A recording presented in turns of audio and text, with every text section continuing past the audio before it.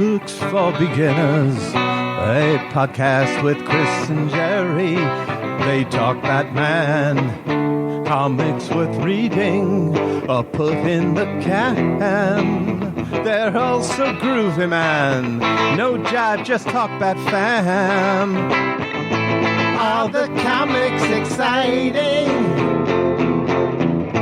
Does Batman go break their bones? Who's the Robin beside him? They'll break it down and tell you if you should spend your sweet cash.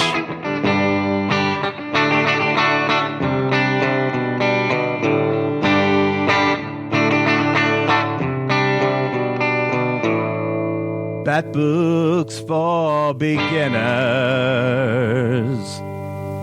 Hello, and welcome to this edition of TBU's Bat Books for Beginners, episode 179. My name is Gerry. And I'm Chris. And we are your hosts. On Bat Books for Beginners, we will examine story arcs with Batman and related characters. We'll give you the historical background of the book, break down the plot and the art, and give you our opinions so you can decide for yourself if they're worth a read. Today's Bat Book Chris and I are covering is Outsiders, 5 of a Kind. Chris, tell us a little bit about this book. Thank you very much, Gerry. Hey, awesome job again with the musical intro. Thank you. Got a little Ziggy Stardust going on there. Yeah, I like that. Some Bowie. Okay. Yes. Hello, Bat fans. Thank you very much for downloading and spending some of your time with us. Outsiders, 5 of a Kind is a 158-page trade paperback that was cover dated March 2008 and had a cover price of $14.99. As far as I can tell, this trade paperback has only gone through one printing.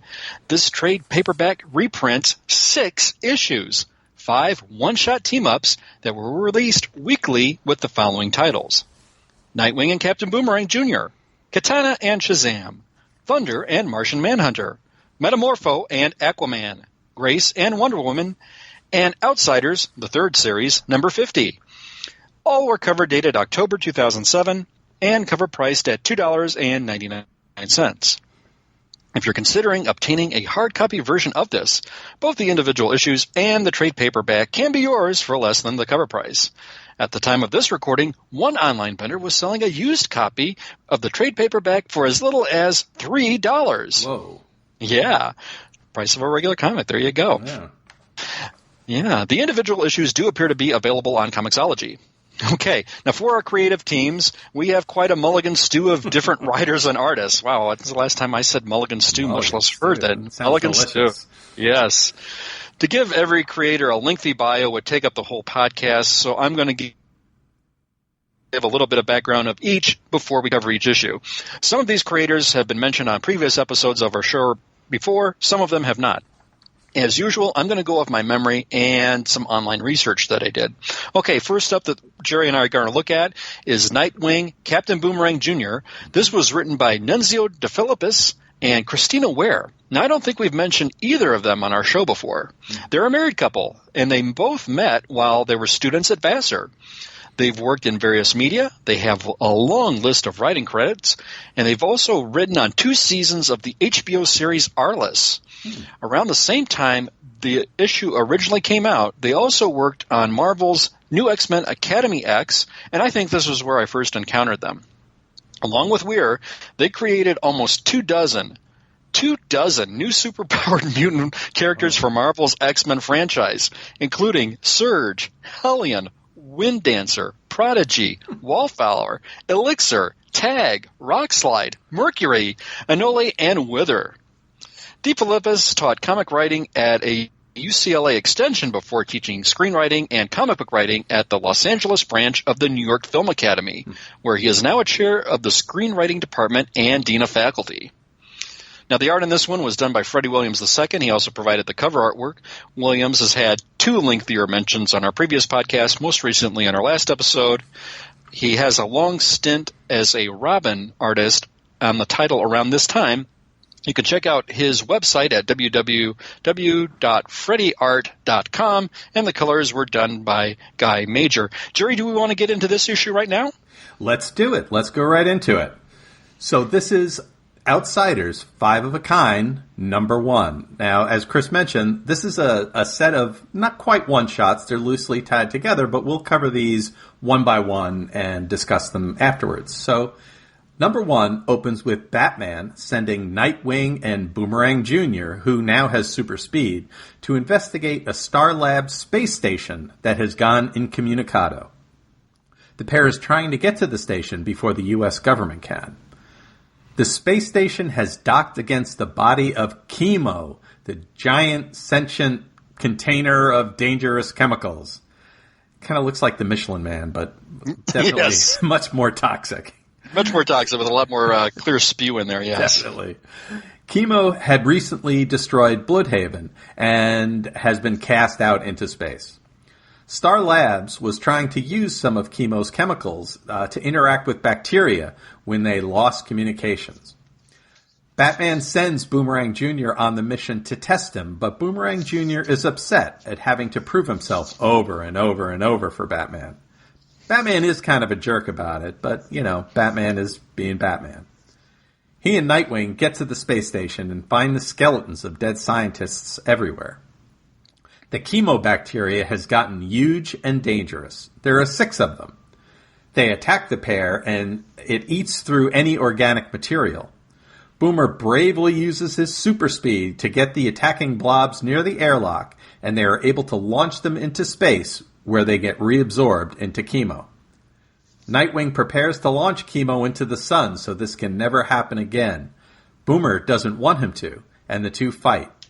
The battle lasts long enough for the USA spaceship to arrive and block Nightwing's plans. Turns out, Boomer had been working for Amanda Waller, who doesn't make him prove himself over and over. He will not be a member of the Outsiders. He'll join the Suicide Squad instead. Also, Batman kicks Nightwing off his own team. So that's number 1. What'd you think about this, Chris? Well, I had some mixed feelings about this because I always liked Nightwing as a leader, you know, and it was a chance for him to prove himself a little bit. There was a lot of internalization here with the Captain Boomerang Jr. character, though, him trying to prove himself, him trying to rectify himself with his dad. There was like, hey, how come, when are you going to drop this stuff with my dad, Batman? Hey, Nightwing, when are you going to drop this stuff with my dad? Well, if you drop the moniker Captain Boomerang Jr., so you know, and you had your own name, you know, this may not have happened. I had some mixed thoughts about this. I thought the book was a little bit lengthy. This served as a postscript to the bombing of Bloodhaven. A little long for my taste, but we did get some setup for what's about to happen with some foreshadowing with Batman. But overall, I thought this was just right down the middle. I just thought this was just a standard average tale with some comic, a little bit great stuff, but we did have some mild bit with action. That was interesting in a sci-fi kind of feel. A threat out in outer space. I can dig that, especially with these two characters that are usually more grounded in an Earth setting. So I thought this was maybe average to slightly average. How about you? Yeah, I didn't think this was particularly great. There was nothing really bad about it. Kind of interesting, a little bit of, you know, it's always strange when you kind of are on the side of the person that's against Batman. You know, he's like, will you guys just leave me alone about my dad? And he's like, you know, they should, because he, you know, Owen has done some pretty heroic things with Nightwing. I don't see why they really should be questioning him. But they do. And it turns out Batman later has a little bit more logic behind what he's doing, but it kind of seems like, and we'll talk about that a little more later in the podcast, but it still seems a little forced. I thought that, you know, the fact that there were 6 of these blobs and, you know, why were there 6? It never really paid off. Why wasn't there just one big one they fought? And it just seemed like a lot of detail that petered out, kind of. Nothing bad, nothing confusing, just like you said, right down the middle. Well, should we move on? Let's move on to number 2. This would be Katana and Shazam. Yes. So Katana is fighting some baddies and kills them, but their souls aren't sucked into her sword as usual. Then she's attacked by a woman warrior battle axe who says she wants to be master of the demon realm Fukumaden. Now, this is the place that all the souls killed by Katana's Soul Taker blade are generally sent to, including Katana's brother-in-law, Takeo, whom she killed with Soul Taker after he killed her husband and children. Katana had been to Fukumaden before, and she's managed to return because she is the owner of Soul Taker, and has some extra rights other people don't have. But these other ones that have been attacking her, have also escaped. How did that happen? She tries to reach out to the demon realm to contact Takeo, but her lines get crossed and she gets Shazam instead. He says that Fukumaden is having a rebellion, and since Katana is the owner of Soul Taker, it's her job to go sort it out. Only those who die by Soul Taker go to Fukumaden, so Katana, she stabs herself with it, and she goes to the demon realm. In Fukumaden, she's attacked by a gang, and they want to either kill her or sell her as a slave in the capital city by the base of the volcano, where Emperor Takeo's palace is. She lets them take her to the capital on board a ship. En route, the ship's captain contacts the Emperor's sorcerer and tells him that he has a woman matching the description of someone they are looking for. Gee, I wonder who. I don't know why they would be looking for her. Takeo says that he wants them to take her, Katana, to him once they dock. Takeo tells Battle Axe to kill her. Before the ship can arrive at the capital, it is attacked and sunk by rebels. Katana is able to free herself, but many drown. She's picked up by the rebel ship along with another slave pal she made. The rebel ship is run by a Captain Haruda, who knows that she is Katana, the master of Soul Taker. It is her duty to stop Takeo, who also has this sorcerer by his side. Katana joins the rebels in an attack on the capital. They make their way to the throne room. Takeo wants her to be his queen, and they can rule the demon realm together. And then he wants them to launch an attack on the physical world. Katana isn't interested in any of this, and cuts off Takeo's hand with a simulated sword she summons into existence. She is the master of Fukumaden, after all. Takeo's sorcerer goes to dissolve her soul, but Shazam uses his magic to bring her back to life in the physical world, where Battle Axe was about to attack her physical body. She attacks and defeats Battle Axe. She knows that she must someday return to Fukumaden to stop Takeo. Batman respects what she has done and asks her to join the Outsiders. And that's number 2. What'd you think?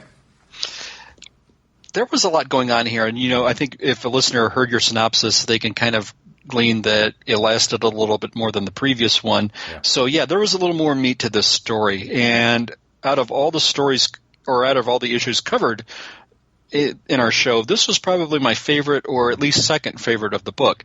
That said, I think Shazam got a little bit of a short shrift here. This is primarily a Katana-focused, Katana-driven story. Mm-hmm. The artwork here on this one was done by Kevin Sharp. Kevin Sharp, I don't think he's been mentioned on our show. He has his own Facebook page where you can find more about his art and learn about him. The inks on this one were done by Robin Riggs, and we had Richard and Tanya Horry with the colors on this. Mm-hmm. This was a really good depiction, and who better to depict Katana, because I think this was, I remember her from way back in the Batman to Outsiders series, mm-hmm. and that was done by, as was this issue, was done by Mike W. Barr. Now, just to take a step back, for those readers who aren't familiar with him, Barr was born in 1952. He's 65 years old already. Geez, where does the time go? Barr was writing comics since way back in 1974, where he did a backup feature, An Elongated Man, back in Detective Comics number 444.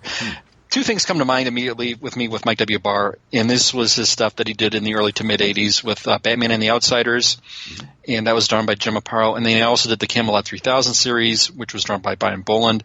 Someone's going to yell at me if I don't mention the Maze Agency, so there I have it. Now, getting back to the story, great story, but I was a little unsure with the artwork. Katana 1 minute has long hair. She's got really short cropped hair. She's got the bangs. She doesn't have the bangs. She's somewhat muscular. She's somewhat wafy. I wish there was just a standard depiction, and there's so many ways you can go with drawing the female-male anatomy, but for the most part, when you see a regular character like your Batmans, your Supermans, your Wonder Womans, they all have pretty much the similar physical look down the line, with no matter a good artist rendering on how they're depicted in the comic books. Mm-hmm. With the Katana, it's all over the board. It seems like every artist has their own particular take on this. So the art took me a little bit out of the story. Mm-hmm. The story was really good.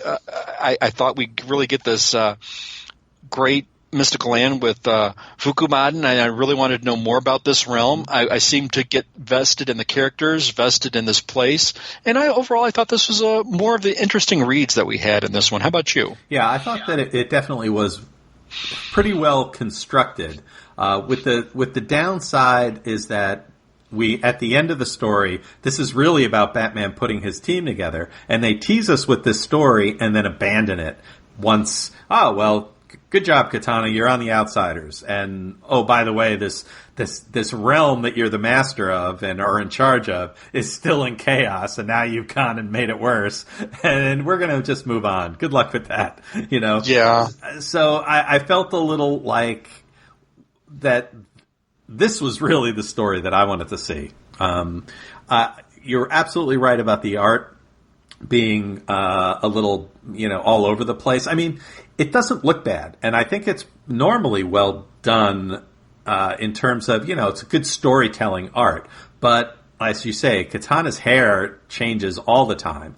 She doesn't really look Asian at all in any way. And I do have to say there is a couple of very good scenes, and one of them in particular is, when she's on the slave ship, there's a picture of kind of like one of the slave drivers, and it's him pointing his finger at her, and it's just the way it's laid on top of all the panels on the page. For some reason, it just caught my eye, and it looks pretty cool. So there are some artistic, good artistic things here, but it's just there's enough questionable artistic choices, and just the story doesn't end, which is really frustrating. Yeah, and if you're a Shazam fan, this is a depiction that I didn't necessarily remember, which is one of the reasons I love being on the show. Is it's making me reread some of the things that I had forgotten about, because I'm sure this isn't the late 2000s was a time that is right in the wheelhouse with particular comics fans, versus my sweet spot tends to be the 70s and 80s. And I can recall those very, very fondly and with clarity. I don't recall this era with a lot of clarity, so I'm glad I'm getting a chance and opportunity to reread it. Yeah. And with my take on it. We've got this robed version of a Shazam, and I guess Captain Marvel, what have you. I know some fans might, chastise me for the use of the one word or the other, but it is Shazam on the cover, and for the terms of the podcast, I'll address him as such. I think Billy Batson is now just basically stuck in this adult form of Captain Marvel. This is still a weird time in the DCU where I think there is a lot of tweaking, rebuilding, and I think this is one of the things that the series is trying to do, is just trying to level some of the things and get some resolution with some postscripts and then some launching points. And this is the inclusion of the Shazam character. If you're a completist, I would say check this out, but by all means, you're not going to see a lot of Shazam / Captain Marvel here. Yeah, very little, very little. Yeah. Okay, so let's move on to number 3. Okay, now number 3, this is Thunder Martian Manhunter. This was written by Tony Bedard. I think I first encountered Bedard's work in the early 2000s with his work in the Cross-Gen comics. Those were some great comics. He worked on the title Mystic. He later worked on Marvel Comics title Exiles, and he had lengthy runs on Birds of Prey, Rebels, and Blue Beetle, among other DC titles. The pencils here are done by Coy Turnbull. He also did the cover. Turnbull is a native of Elmhurst, Queens, New York, and he may be best known for his long run on Aspen's Fathom title. The inks in this issue were done by Art Thibbett, and the colors were done by J.D. Smith. Jerry, what do we got on this one? Okay, well, the superhero Thunder is being trained by Martian Manhunter at Batman's request. They want to see if she has what it takes to join the Outsiders. They find a spacecraft and enter it. Inside is the giant, weakened son of Darkseid, Graven. He attacks, but they're able to defeat him. Graven was a great conqueror, but was defeated and lobotomized by the Green Lantern Kyle Rayner and put in the spaceship and sent to Oa.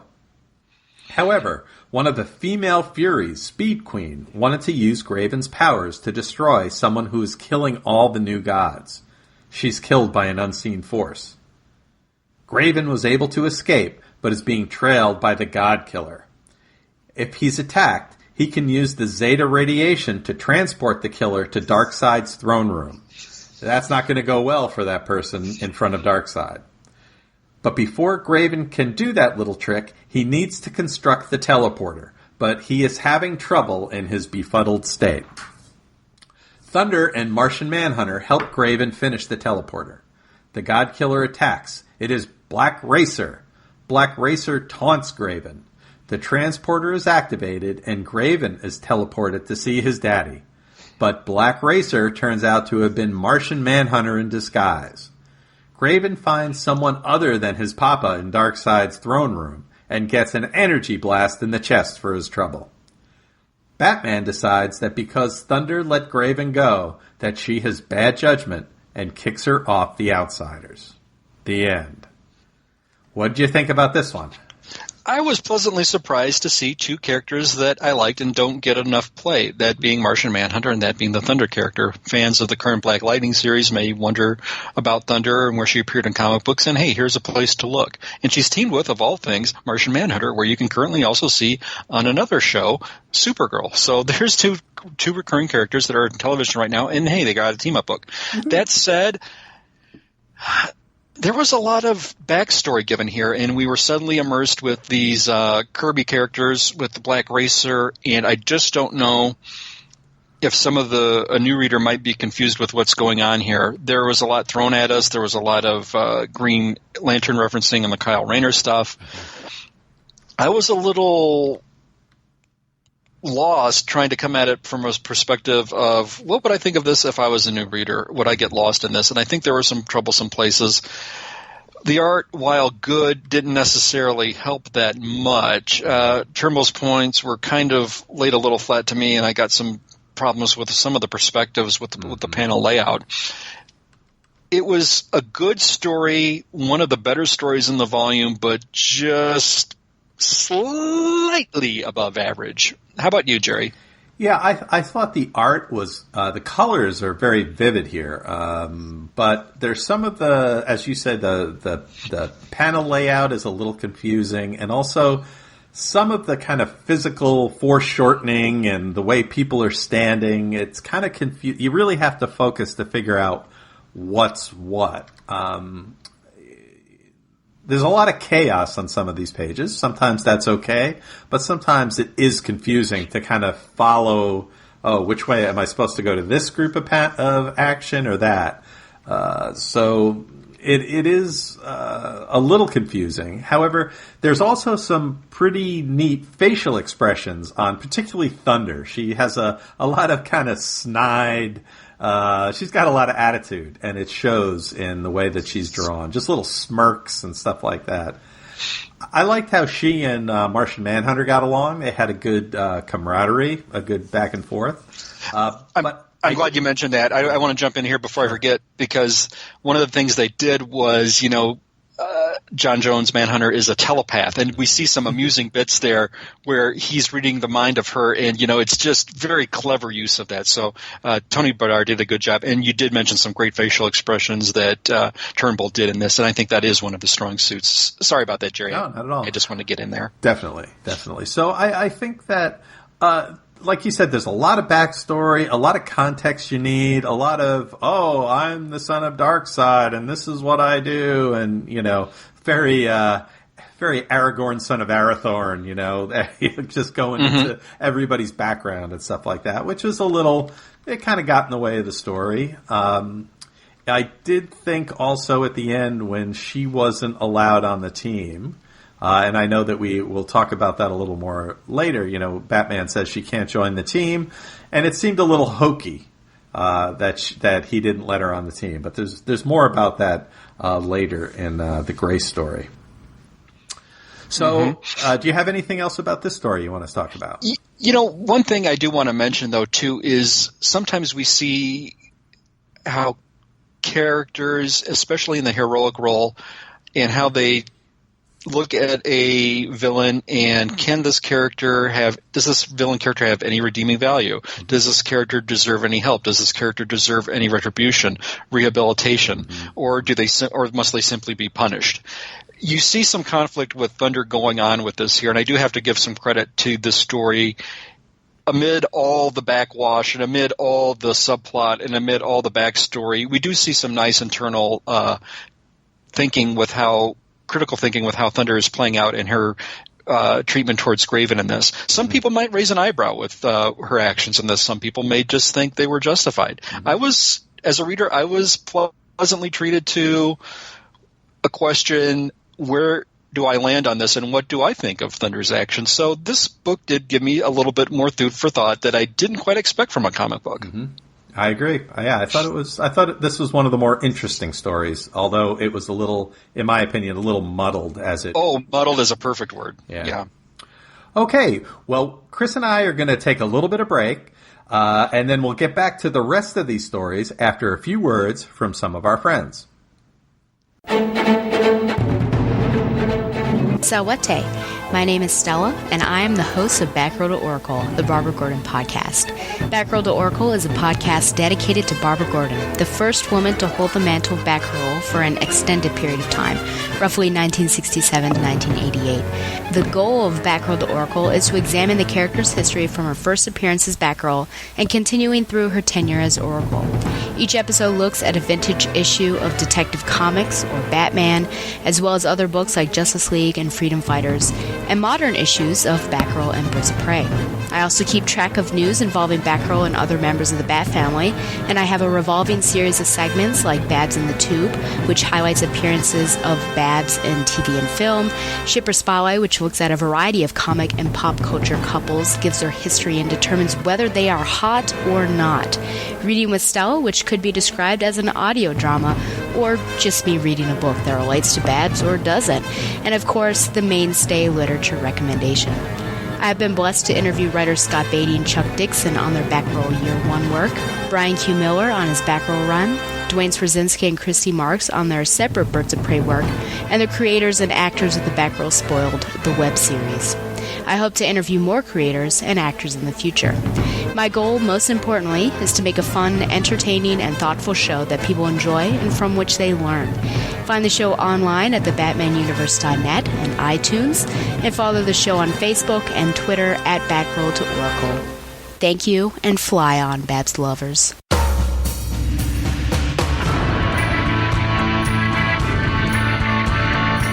Warlord Worlds, a fan podcast devoted to the comic creations of Mike Grell, including Warlord, John Sable, Starslayer, Shaman's Tears, and Green Arrow. I'm Darren. And I'm Ruth.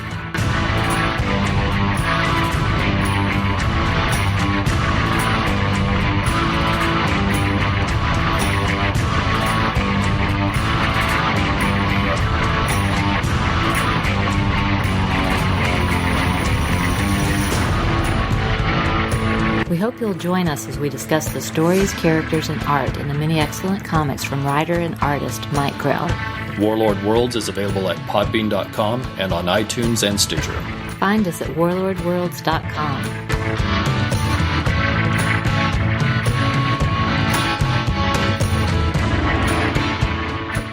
Welcome back. So we're going to continue talking about these stories with number 4, Metamorpho and Aquaman. Chris, tell us a little bit about the creators. Thanks so much, Jerry. Metamorpho Aquaman. This was written by G. Willow Wilson. Wow, G. Willow Wilson wrote a DC book. Hey, yes, fans, check this one out. Wilson was born Gwendolyn Willow Wilson in New Jersey back in 1982. I remember 1982. Oh, what a year. Yeah, let's not talk about that. So, born in 1982, G. Willow Wilson is 35. She first encountered comics in the 5th grade, of all places, while she was looking at an anti-smoking pamphlet that featured the X-Men. Researching Wilson, I found out that her parents were atheists, and she converted to Islam while she was attending Boston University. Of course, G. Willow Wilson is probably best known now for the moment for her current and acclaimed, well-received work on the outstanding Marvel title Ms. Marvel, along with teen girl Muslim hero Kamala Khan.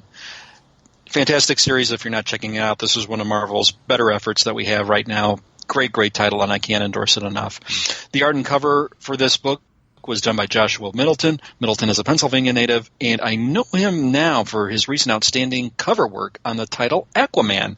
So, Gerry, what do we got going on in this one? Okay, well, Metamorpho, the Element Man, and Aquaman, the young Aquaman, Arthur, are in the Sahara to rescue Simon Stagg. Aquaman wishes there was water, and Metamorpho points out that there is a lot of water in the underground aquifer.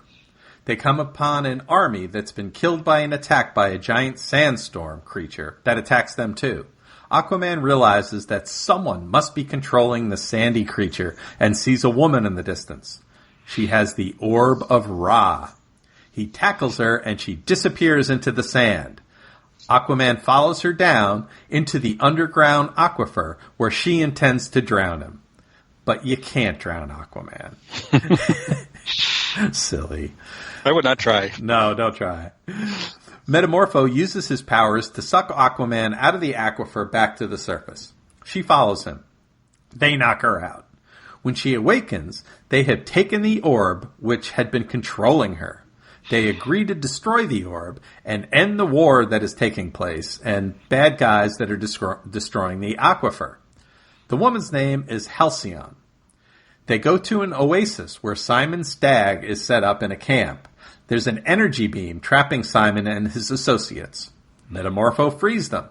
Simon has been selling the water but putting Krypton 81 into the water to test for chemicals. But it is radioactive. Krypton 81. I know, every time. You couldn't just... Krypton 80 wasn't good enough. No, 81. It's radioactive and polluting the aquifer. Metamorpho crushes the orb with Halcyon's help. Halcyon disappears with his help before she can be attacked. Batman thinks that Arthur did a fair job, but not good enough to be an outsider. And that's number 4. What'd you think, Chris? I was just blown away that here's a book by G. Willow Wilson that I had forgotten about. I thought some of the writing was good here, and I liked some of the setting. I thought the Halcyon character was somewhat unique, and I wondered if there was any bit of ties with Wilson's writing. I know she went to Cairo, and I wondered if what background and what learning she had, and I'd really like to pick her brain as to the origin and creation of this particular character.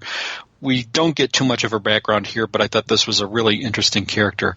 The artwork, the color work was just really, really good in this one. Whether, I'm used to seeing, when I think Metamorpho and Aquaman, there's a common thread. We had Ramona Fradon who did classic artwork on both of these characters. The artwork was a little more subdued, but it was really evocative and effective, especially with the stuff in the oasis, the desert. Simon Stagg. This, I thought Wilson did a good job capturing his voice. This was someone who's, definitely I think in the top 5 of the DCU is one of the richest people in the DCU. And you could just see his mechanizations of trying to get power and wealth by whatever means necessary. Mm-hmm. Characters were in perfect voice. And one thing that took me out of this issue slightly, though, was the depiction of Aquaman, and I've forgotten how we're still in this, quote, 1 year later period where we have a young Arthur Curry version, and I tried to research and it got to be too complicated, so I just kind of gave up. This is not your traditional full adult version of Aquaman, so don't be fooled. Mm-hmm. I know some readers and huge Aquaman fans are going, how did you not forget this, Chris? This was just a great, the period of time in his life. Please bear with me because, the Aquaman I first encountered was adult. The Aquaman I know now is still an adult. This is just a version that just didn't click for me. And while that was the only quibble I had, I thought overall this was one of the more enjoyable chapters. And this was a pleasant surprise. What did you think? Yeah, I thought that there was a lot of promise in this story. I thought the art is very interesting. It's almost like it's very thin pencil lines. The facial expressions are subtle but definitely interesting. And the colors are almost watercolor sometimes. Yes. But then on other colors, they're very almost like pixelated. So it's almost like a very strange combination of watercolors and kind of early, we're still trying to figure out how to do colors on a computer. I think particularly in a lot of the purples, there's some very, you can see like little grains. It almost looks grainy. But I don't think that's bad necessarily. That's a fair point, Gerry. And I'm glad you mentioned that, because that's something I thought about, but I didn't physically put in my notes, because it seemed to you, or my takeaway was it almost seemed a little uneven in places. It was trying to create some dimension, but didn't quite fully execute it. With the way you put that, I don't know if that's sort of the vibe you got, but I think you're doing a phenomenal job of describing it much better than I could. Well, thanks. Yeah, it's almost like they want to give everything a texture, but it doesn't quite work. But I don't think that. I think it looks interesting, and I think it doesn't make it look bad, and it certainly doesn't take you out of the story by any standard.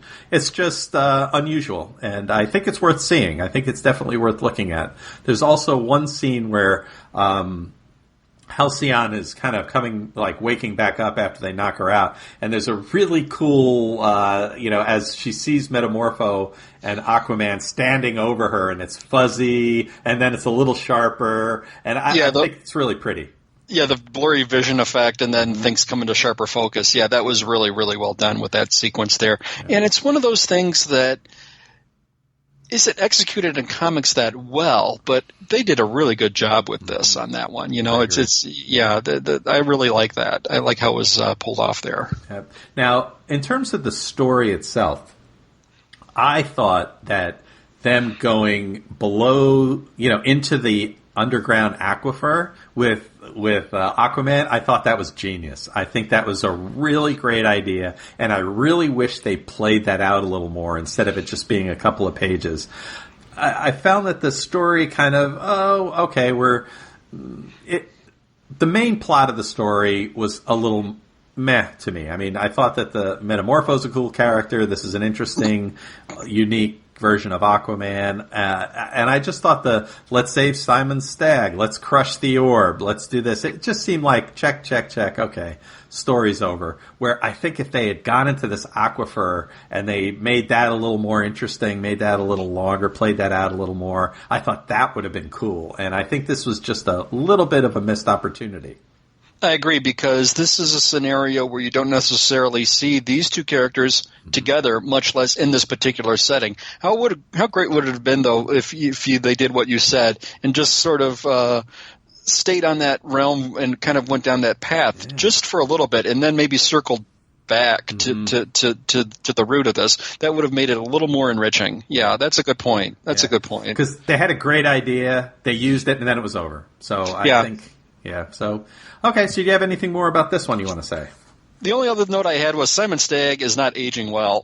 He's one of the older dudes in the DCU, and I really like the depiction. It goes like, when you see a photo of someone, who's older, but they're, more or less in their prime, and then you see like a current photo, and it's like, wow, less me talk, ladies. Somebody digs up my high school photos, but anyway. But Simon's not aging well. But that's all I had. Okay, great. So now on to number 5. Okay, so next up. Yep, Grace. Yeah, we got Grace Wonder Woman. This was written. Wonder Woman, yes. She was written by Mark Andrenko, and Andrenko has been mentioned on our show before.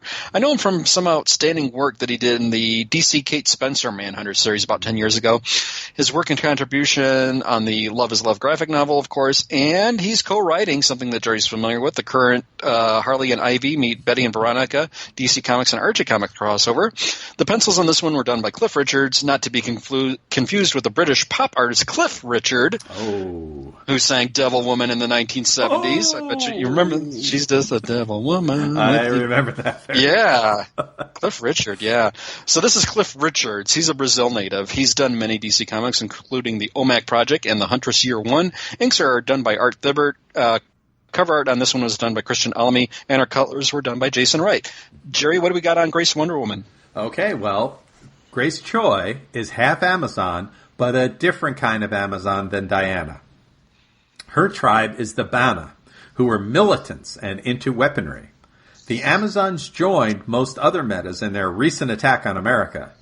Grace and Wonder Woman go to Cleveland to stop some Banatech from destroying the city. Batman tells the two that there's a woman suffering from radiation sickness at a nearby clinic. The two go and find the woman named Imani, who is also Abana, but her memories were erased. They get a report of a disturbance at the courthouse, and Grace leaves Diana to talk to Imani to take care of it. At the courthouse, there's a giant orb that's killing people. Grace breaks in and is immune to its beams. There are also handholds that allow her to hold it over her head. It is clearly Bana designed, so it won't harm Grace, who's Abana. Wonder Woman takes Imani to the scene. The orb is too heavy for Grace, and she drops it. However, Diana catches it with her lasso. Then a countdown starts. Grace reaches in and pulls out the radioactive material inside the orb before it explodes. Batman asks Grace to join the Outsiders, but tells her that Thunder, her girlfriend, has been rejected. She's upset and has to be restrained from attacking Batman. Batman explains the setup. Since all the chaos recently caused by Black Adam and the Amazons turned people against the metas, the Earth is cracking down on superheroes. The Outsiders, in his concept of the team, is going to be a team of outlaws, and he had wanted to spare Nightwing and Thunder from the stigma of being on this outlaw team. Grace, though, contacts Thunder via flip phone. I wonder what's going on there. So that's this story. What'd you think? I thought this one had a lot of promise once I saw the creative team involved here. I really am a fan of Mark Andrenko's work a lot. That said, this one seemed just a little bit kind of on the weak sauce to me. I really couldn't quite feel invested with the mission that the characters were set on. I'm trying to buy Grace being, part of the Amazon race. I can, okay, if you tell me that, I'll accept it. This is comic book lore, what have you, and things get retconned and tweaked. As a longtime reader, I accept that. Mm-hmm. I just couldn't feel vested in the mission and the assignment on this, especially, Andreyko does a really good work with the characterization, with the internalization, and especially he does a great job with writing female characters. Case in point, the previously mentioned Kate Spencer Manhunter, and he, the current work he's doing, with the female characters Harley, Ivy, Betty, and Veronica. Mm-hmm. I really wanted to get invested in this, but I just couldn't quite feel it. I don't know what more to say about it. I really wanted to like it. I thought the artwork was just kind of average to below average. There was some bits with Wonder Woman, though, that really reminded me of Adam Hughes here on this. And I don't know if Cliff Richard was sort of trying to mime it a little bit, because there were some certain panels where we had Diana looking a little bit with the hair and thing, and it really was evocative of Adam Hughes in some places, but it was just Wonder Woman. Mm-hmm. It wasn't necessarily Grace, and Grace with a Adam Hughes, tweak to it. That's all I had. Yeah. I wish I had more to say about it. Jerry, what did you think? I think that maybe the author wasn't invested in the story either, because there was a 5-page digression that I didn't even touch on in my review, where because apparently Grace had been living in foster homes, and one of the foster homes that she lived in was Cleveland. So Wonder Woman's like, yeah, let's go. While we're there, let's stop off and check in on your foster family. And it turns out they go through page after page of talking about it and getting on buses and, taking public transportation around Cleveland. And, they were killed in a car crash. Oh, well, let's go and find out about them. Oh, that's Batman on the phone. We got to run. And plot line dropped. Yeah. And there was a little bit where they're taking the bus, and a girl, they're kind of incognito on the bus, and we find out that the one little girl's a Wonder Woman fan and everything. And I suppose that was cute, but, nothing more than that. It should have resonated a little more and just didn't quite land for me. I don't know. I feel so sad when I read stories like this, because I'm really trying to get into it, but I just couldn't quite get into it. Yeah, and I think that there's a thread of a good story here, and part of it is interesting, and even the parts that from a kind of a structure part that are kind of digressions, they're interesting, but things just aren't paying off in this one shot. I agree. Well, best we move on to the final book, right. Outsiders number 50? Yep, Chris, okay. Tell us about them. Okay, Outsiders number 50. This was written by Tony Bedard. We just mentioned him a moment ago. The pencils here were done by Matthew Clark and Ron Randall. Clark is based in Portland, Oregon, and he works on Marvel Comics Ghost Rider. You can check him out on MatthewClarkArtist.com. Finally, we get to talk about Ron Randall, who I am glad to mention on our show. I first encountered Ron Randall's work in the 1980s on the DC title Arok, Son of Thunder, and, of course, The Warlord. Ron Randall is currently working on the marvelous series Trekker, featuring the outstanding female character Mercy St. Clair. This gives me an opportunity to plug Trekker Talk, the podcast hosted by our friends Darren and Ruth Sutherland, where you can find more about Ron Randall and his fine series Trekker, and Ron's Kickstarter campaign, where you can support Trekker Chapeltown graphic novel. More information on that can be found on TrekkerKickstarter.com. Please check that out. The inks in this issue were done by Art Thibbert. The cover on this one was done by Guy Major. Jerry, what do we have here? Well, there is a metahuman bar that is full of supervillains. Matches Malone.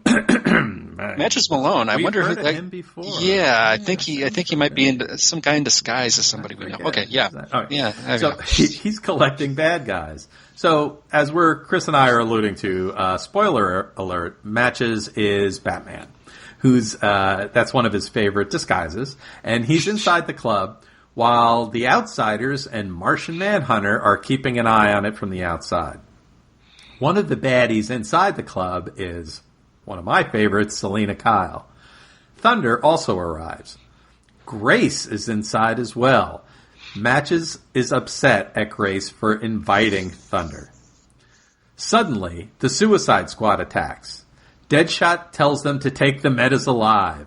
Boomer is with the squad. Catwoman recognizes Matches, and of course she knows that he's really Bruce, and joins the Outsiders in fighting back. Matches gets suited up as Batman and joins the fun. The squad gets away with kidnapping some of the oddball bad guys, Tweedledee and Tweedledum and Crazy Quilt and a couple of folks like that.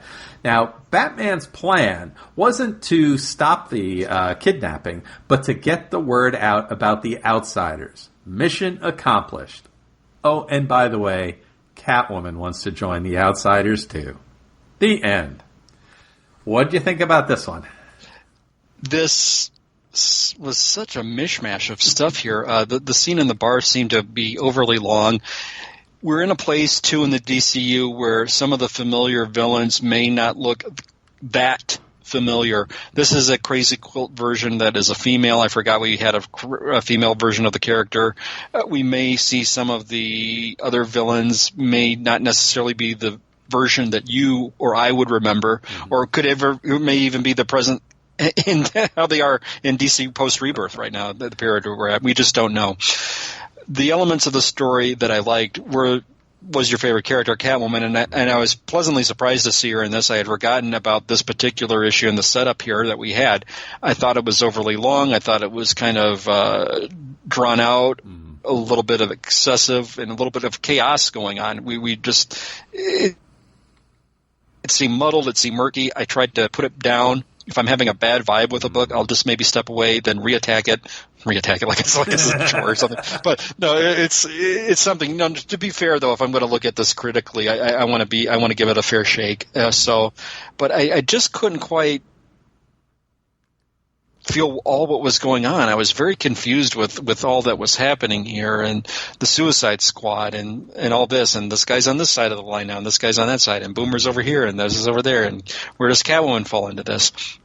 Very confusing read, and my second try, a little less confusing, but I thought just lasted a little too long for me just to get from point A to point B. How about you? Yeah, and I think that this comes back to Batman's confusing strategy here, right? This is how they're going to get out the story about the Outsiders. I mean, I guess it makes sense, but it's just a lot of details, like moving chess pieces around so that they're in the right place, and it just seems like it's too fussy.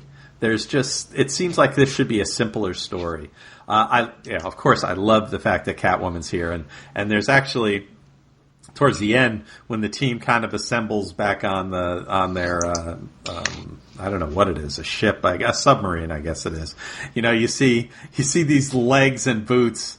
This one little tiny panel of Catwoman's legs and boots sitting at the driving area of the sub, and it's just like you see her in silhouette, just her legs. It's really, really well done. And then, of course, the last page is her, saying that she wanted to join the team, and it's done very well. But I think that the 5 panels of one of my favorite characters is not enough to put this one over the top for me. Absolutely. It's still disappointing. I can see this exercise to set up tearing everything down, leveling the thing down to the foundation, then trying to build it back up again. Mm-hmm. But this, I don't know. What do you think of Batman's motives and attitude in this? Because, we've seen recently over in the Robin story arc, he's a more softer version of the character, at least in this time period that we're covering, the 2007-2008 period.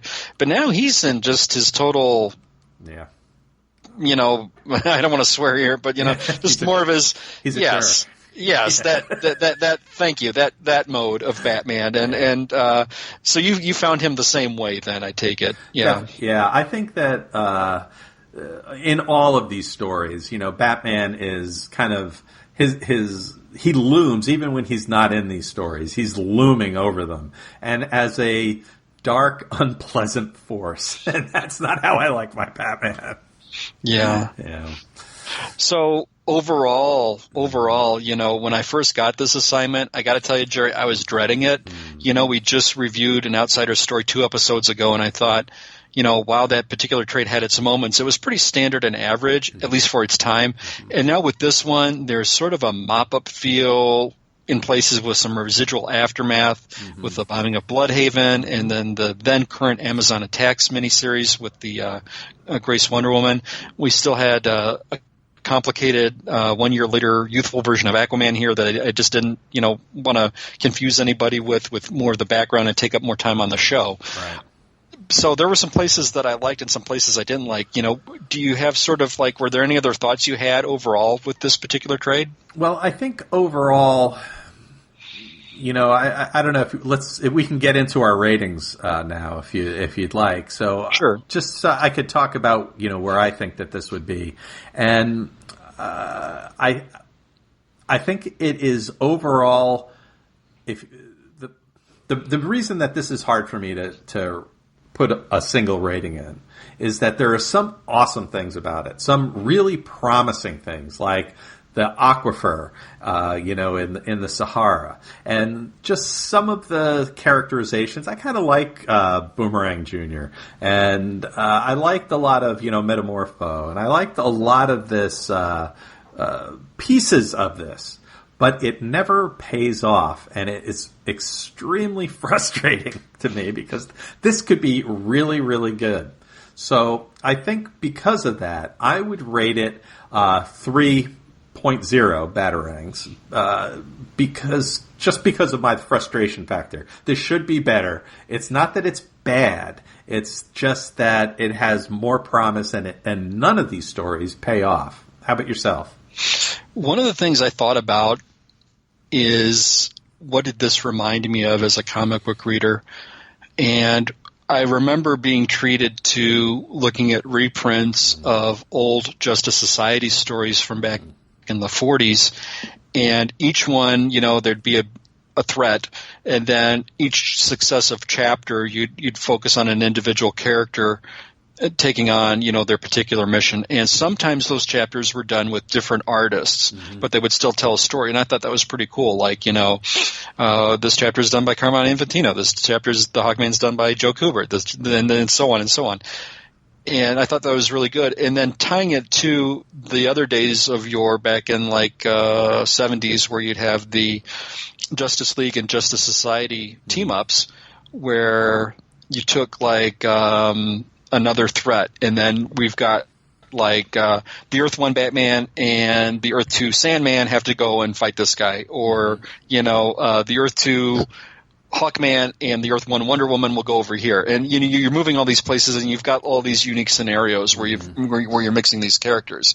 So I really liked the concept of this with the team up, but some of the version of the characters just really kind of soured me because they are not the ones that I am accustomed to seeing, in particular Shazam and Aquaman. I didn't hate this, but some of the versions of these characters took me out of it, and some of them just didn't get enough play in some other areas. I was on the fence between a 2.5 out of 5 and a 3. I'm ultimately going to give it a 3. I give it a 3 out of 5 based on the parts I did like about the story and the uniqueness of this concept that I just don't see or would like to see more of. And we did have some single stories, single-line standalone chapters here, and I think those were some nice nuggets, and we got a little bit of everything. Boy, didn't we. We got a certain mixture of talent, we got a certain mixture of artists, each bringing little different things to the table.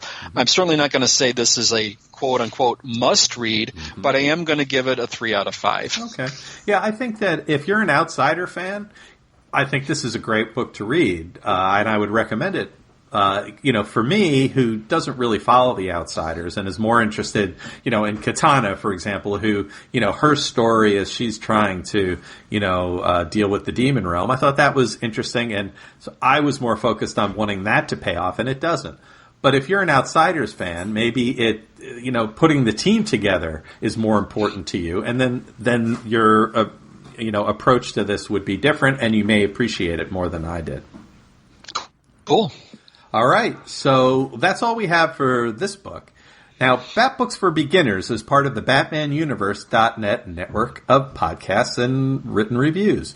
We offer all the Batman-based weekly comic book reviews, news, and some great podcasts, including the flagship comic podcast, Everyone Loves the Drake, Batgirl to Oracle, and so many more. If you like what we offer, please consider donating to us at the TBU Patreon account.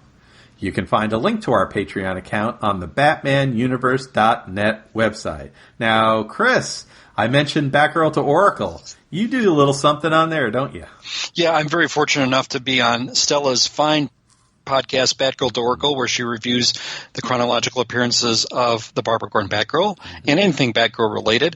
I review the Batman Adventures comic that was based on the animated series from the 90s, and I'm very honored to do that. You can also follow me on Twitter at my handle BTO and Batbooks, where I'll just tweet a lot about nostalgic things and things that just strike my fancy, and maybe some live tweets during Me TV on Saturday nights.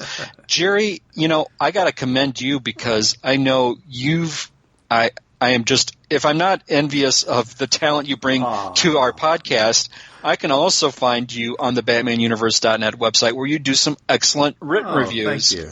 Yeah. Now, what are you digging now? What are you checking out right now? Well, I've been working on Batgirl and the Birds of Prey, but that's going to be winding down. So we'll see, how that plays out as that ends. But I'm also picking up Batgirl. So nice. I've been liking that, and I'm really looking forward to doing that. And we mentioned it before with the Andreyko thing. Harley and Ivy meets Betty and Veronica, and I'm reviewing that as well. So definitely people should go over and check out all the reviews at the Batman Universe. And I love what you do with the Batman Adventures on Batgirl Oracle. It's so great. Thanks. Is Mother Panic still going on? I know that it had the sporadic stopped with the young animal stuff, but yeah, it had stopped, and they're supposed to kick it back up in a couple. I think it's coming up. They're going to be starting that again. That's what I thought. I just wanted to make sure. Gerry, can we also find you on Twitter, my friend? Yes, you sure can. I'm at Professor Frenzy on Twitter. That's Professor Frenzy. I tweet 280 character reviews. I show the comic books I get for the week. I do some reviews of my favorite DC books as well as some indie books. I do some Dark Shadows tweeting.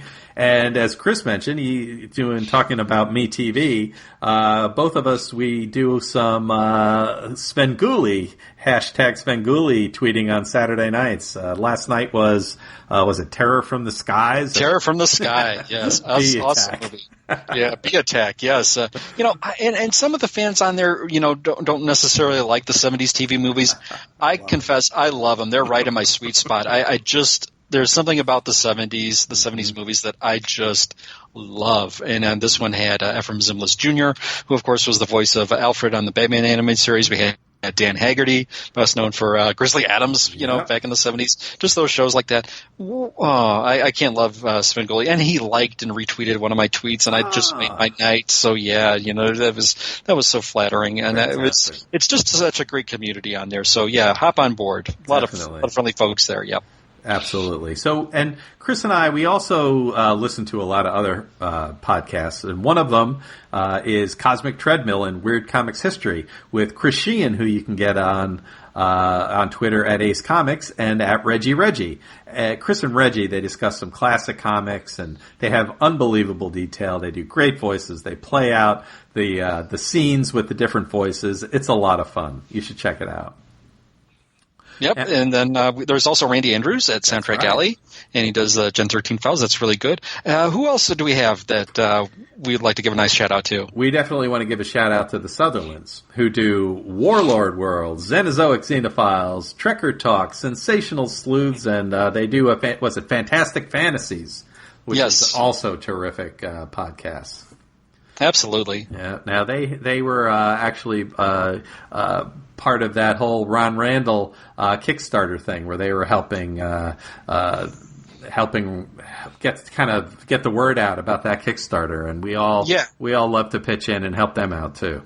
Absolutely. Most recent episode had an interview with Ron Randall himself, and that was really a great one. Yeah. Terrific. Terrific one. We're also listening to Coffee and Comics with Clinton Robeson, who also joins the Svengoolie crew. So that's a lot of fun. Long Box Crusade with Pat Sampson and his crew, which is a lot of fun. Great podcast. And one that I really like is Wonder Woman Warrior for Peace, where she covers all kinds of eras of Wonder Woman, and I definitely recommend that one. Yeah, that's Angela. That's Wonder Woman Warrior for Peace. I like that she looks at the Golden Age, and then she also looks at the more contemporary stuff, and then like the New 52, and she also looks at episode by episode in chronological order the Linda Carter Wonder Woman TV series from the 70s. And I love it. I love Angela's approach to it. It's no holds barred. She tells it like it is. With respect to fashion and the plots, and she looks at it from an eye. With things, and it just great stuff. I really can't get enough of that show. I also want to give a nice shout out to some new friends of our show, and that's Dave and John. Yeah. Dave and John are on the podcast, the Parlapod podcast. Let me spell that for you. That's PARLIPOD. That's short for Parliament of Trees, where you had the thing with the Swamp Thing.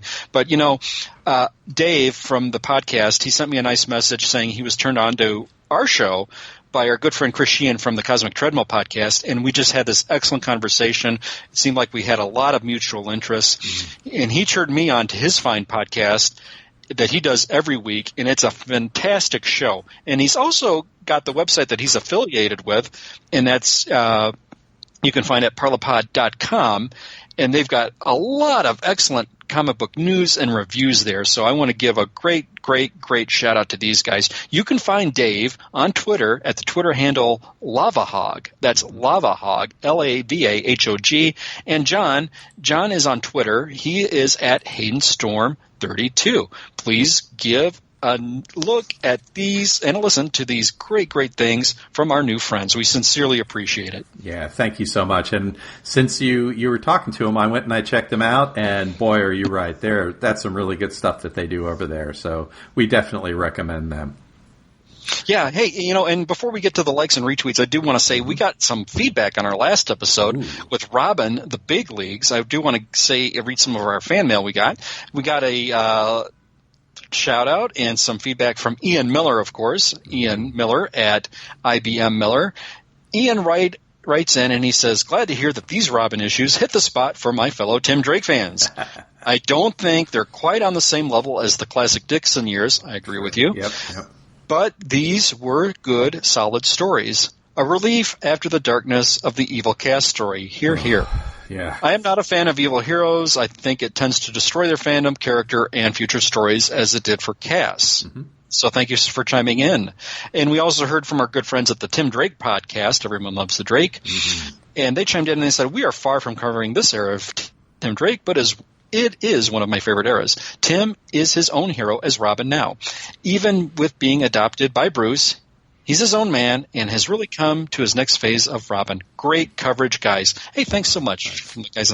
We also heard from a new supporter, relatively new supporter. That would be Nightstar, and she can be found on Twitter at CCaps357. Again, CCaps357. I think I might have muddled that on the last episode. I apologize sincerely, Nightstar. And she writes in to say, the predictability and reuse of particular plot aspects, i.e. the villain turns hero, is what keeps people wanting to read more. Mm-hmm. It shows that the hope that no matter how bad the villain may be, they do have a heart. Mm-hmm. And in parentheses, she says, Gerry, you mentioned the good and evil struggle. She agrees. It goes back and forth to the whole premise of how far is too far. What limits are there really for a hero before they become a villain, or what lengths will a villain go to before they try to redeem themselves? This was an interesting listen to hear your perspective. The cheesy lines from Robin kept the lighthearted aspect of how the majority of comic books have been. The overall story within is quite enjoyable. I really like the comments regarding the space and relationships between the characters. I really like the critical thinking that Nightstar puts out there, because sometimes we take a book and, we really can't get into the, below the superficialness of it and within regards to the subplot. Gerry, you did a really good job with the struggle with the good and evil, and I think that's something there.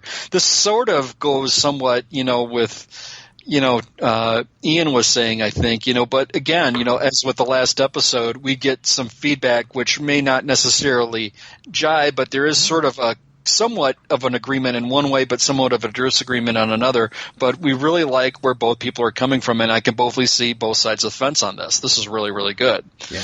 And I also want to give a shout-out to Nightstar because she really did a great job promoting our show on Twitter, and we can't thank her enough. This was when you get a new listener who really tunes into you and does so on a regular basis, and we get somebody, who gets a recommendation like, with what Chris did, Chris Sheehan, who recommended our show, to Dave and John, we can't thank the word of mouth, folks enough for helping promote our show. We really appreciate it.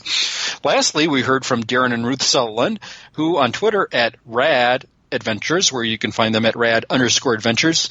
Gerry, they posed a question to you. Gerry, was the use of rad in your song on the last episode a reference to them, Darren and Ruth Sutherland, as in their moniker Rad Adventures? Was that a reference to them? I'm going to pretend that the answer is yes, no Absolutely. matter what you say.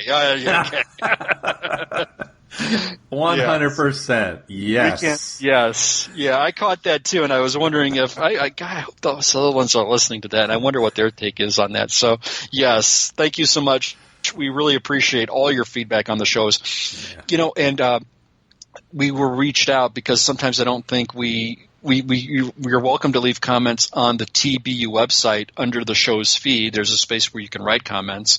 But I've gotten at least 2 requests since our last show, where could we email you directly if we had a question about the show? Mm-hmm. Well, you can reach me at, my email is at bruce.wayne@gothamcity.us. Mm-hmm. I'm also on Twitter at BTO on Batbooks, as I mentioned before, and you can send me a direct message if you prefer not to email. So, we don't have a direct email address for the show itself, but we do have one individually. Gerry, if someone wants to reach you, could they do that by Twitter or by email? And what would you prefer? So on Twitter at Professor Frenzy, you can direct message me, and then I have a email address. You can write me at professorfrenzy@gmail.com. Very simple. Great. Excellent enough. And then before we go, I just want to give some shout-outs to the likes and retweets we got on our last show. Please forgive me if somehow I overlooked you. There was such an outpouring on the last show, And if we do forget to miss you, please send me a direct message, and we'll be sure to mention you on our next podcast. So we had likes and retweets from Darren Murphy at Darren Murphy, Longbrox Crusade at Longbrox Crusade. Thank you so much. The Tim Drake Podcast, again, you can find them at ELTD Podcast. Walt at Walt Neeland. Clinton, the aforementioned Clinton Robinson from the Coffee and Comics podcast, where you can find him on Twitter at Coffee and Comics blog. Paul Shanley at Paul Shanley. You can check out his stuff on the Batman Universe website. Sean AZ at Sean42AZ. Nightstar at CCaps357. Jim at Canada Daredevil. Dark Knight Minute at Dark Knight Min. Jeff Hunter at Jeff Hun 349-11855. Brian P. Brewster at Brian P. Brewster. The aforementioned Christian at Ace Comics. Bill Beer, friend of our show from the Too Old, Too New podcast. You can find him on Twitter at Gotham Knight 13.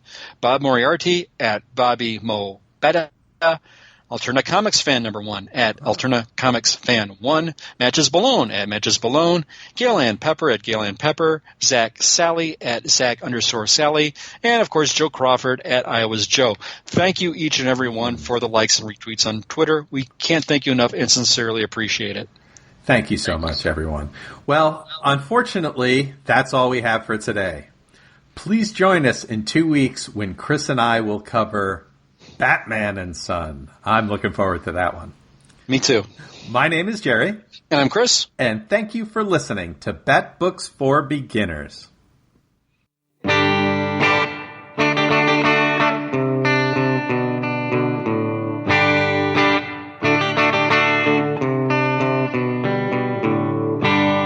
Books for Beginners, a podcast with Chris and Gerry. They talk Batman, comics worth reading, or put in the can. They're also groovy, man. No jive, just talk Bat fam. Are the comics exciting? Does Batman go break their bones? Who's the Robin beside him? They'll break it down and tell you if you should spend your sweet cash.